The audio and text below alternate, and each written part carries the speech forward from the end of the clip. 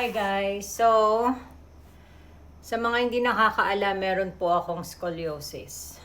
At talagang may mga times na talagang tulad ngayon, nasakit ang likod ko. And yung strain dito sa neck and to my lower back. Ngayon may nakita ako sa TikTok. Ito yung isa sa pinakawalang kwentang purchase na nakakabudo lang. Yung akala ko makakatulong. Sige nga, pumasok ka na at may idinedemo ko dito. Tingnan mo ha. Tingnan mo ha. Tingnan mo. Ito ay secured na.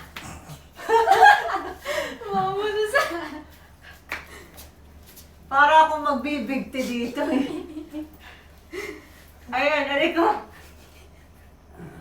It sabi, it helps to strengthen my back. Look, this is it. Wala nang inaangat. And my legs are right on the floor. It doesn't even help. Putang ina. Para lang ako magbibigti. You know? You remind me of a keychain. So, bakit dun sa... Oh.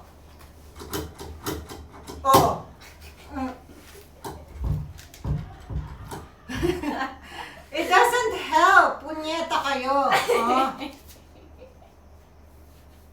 Anong nangyari?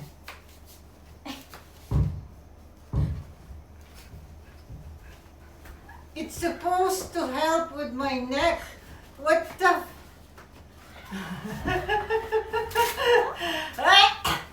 Nabigti lang ako. So, that's a fucking boodle right there. Do not purchase. Akala ko it was supposed to like help, you know, sa neck. Laging ngala yung leg ko eh. Puta. Wala namang silbi kasi yung paa ko is right on the floor.